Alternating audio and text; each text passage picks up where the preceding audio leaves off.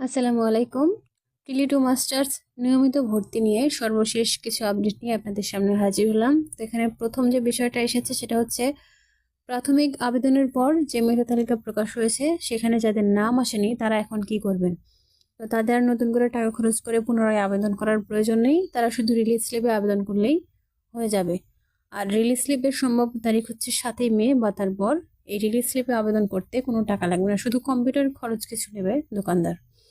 তো তারপরে যে বিষয়টা হচ্ছে যারা পূর্ণ মূল্যায়ন বা গ্রেস মার্কের মাধ্যমে পাশ করেছেন তাদের তথ্য ভর্তি সার্ভারে আপডেট করা হয়েছে, এখন তারা অনলাইনে আবেদন করতে পারবেন।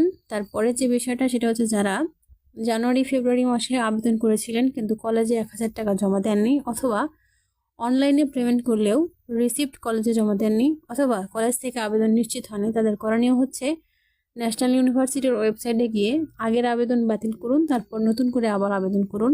না পারলে কম্পিউটার দোকান বা কলেজ থেকে সহায়তা নিতে করতে পারেন।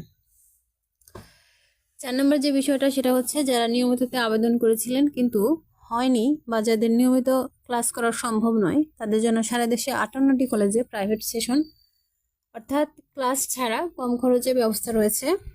তো এখানে বলে রাখা ভালো, এখানে সমাজকর্ম এবং সায়েন্সের যে বিষয়গুলো আছে সেগুলো বিষয় অ্যাড করা নাই, অর্থাৎ প্রাইভেট এই কোর্সগুলো নাই।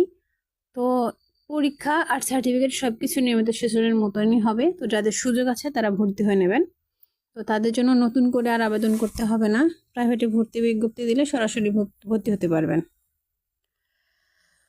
প্রাইভেটে ভর্তি বিজ্ঞপ্তি সম্ভবত 17ই মে বা তারপরে দিতে পারে, তবে ভর্তি শুরু হওয়ার 10 দিনের মধ্যেই প্রক্রিয়া সম্পন্ন করতে হবে। কিছু গুরুত্বপূর্ণ নির্দেশনা আছে, সেটা হচ্ছে রেগুলার সেশনে ভর্তি হলে আগে অনলাইনে আবেদন করতে হবে, ফি কলেজে সরাসরি জমা দিতে হবে। অনলাইনে ফি জমা দিলে রিসিপ্ট ও আবেদন কপি কলেজে জমা দিতে হবে। আর আবেদন করার সর্বশেষ সময় হচ্ছে 3 মে পর্যন্ত। প্রাথমিক আবেদনের পর কোনো মেরিট লিস্ট প্রকাশিত হবে না, সবাইকে বাধ্যতামূলকভাবে রিলিজ স্লিপে আবেদন করতে হবে, সেটা অবশ্যই 7 মে বা তারপরে। রিলিজ স্লিপে সুযোগ পেলে তবেই কলেজে ভর্তি হওয়া যাবে। তো জাতীয় বিশ্ববিদ্যালয়ের সকল আপডেট পেতে আমার চ্যানেলটি সাবস্ক্রাইব করুন এবং পেজটি ফলো দিয়ে পাশে থাকুন। ধন্যবাদ সবাইকে।